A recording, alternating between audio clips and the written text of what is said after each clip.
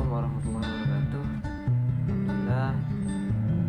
Perkenalkan, nama saya Muhammad Soleh, NIM 2019-2423. Di sini saya sebagai pemateri pertama ya, menjelaskan mengenai apa itu teori tahap-tahap pertumbuhan ekonomi. Jadi dalam pertumbuhan ekonomi itu mempunyai tahapan-tahapan ya. Yang pertama itu bisa dikatakan sebagai masyarakat tradisional. Yang kedua itu persyarat untuk lepas landas. Yang ketiga tahap lepas landas. Yang keempat gerakan ke arah kedewasaan. Dan yang terakhir itu tahap konsumsi tinggi. Jadi itu mengenai tahapan-tahapan pertumbuhan ekonomi. Untuk yang pertama itu mengenai masyarakat tradisional ya.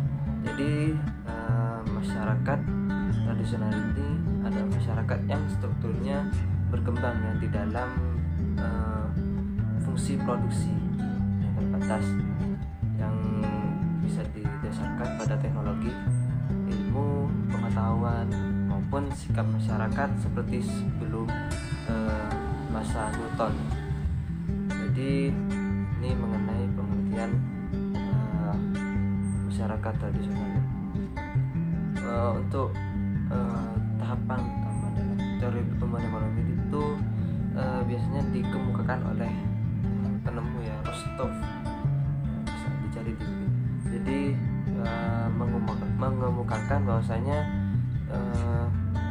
masyarakat tradisional itu dikatakan adalah tahap di mana perekonomian masih belum berkembang dan suatu negara itu sedang mempersiapkan masyarakatnya untuk memulai pertumbuhan ekonomi yang lebih cepat. Jadi seperti itu mengenai masyarakat tradisional. Untuk yang kedua itu bisa dikatakan syarat untuk lepas landas. Jadi ada syaratnya untuk lepas landas.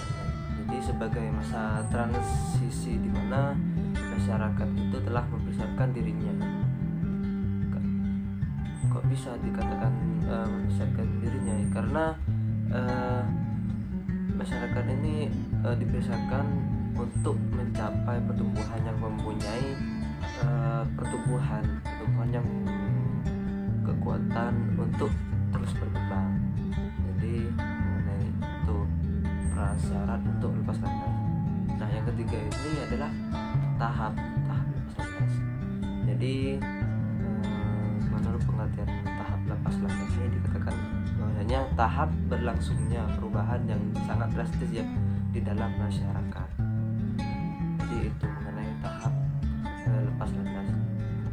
Untuk yang keempat itu adalah gerakan ke arah kedewasaan. Jadi dalam tahapan-tahapan pertumbuhan ekonomi itu ada yang namanya gerakan ke arah kedewasaan, yang mana tahap di mana masyarakat ini sudah efektif menggunakan teknologi modern ya pada sebagai besar faktor produksi dan kekayaan alamnya. Jadi di zaman milenial sekarang ini kan harus menggunakan teknologi yang sangat modern untuk apa? Untuk pertumbuhan ekonomi itu sudah saya jelaskan.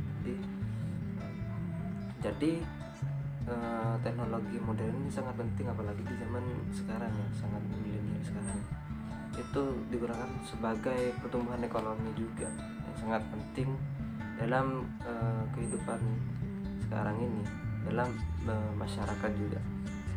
Itu yang keempat mengenai tahapan pertumbuhan ekonomi.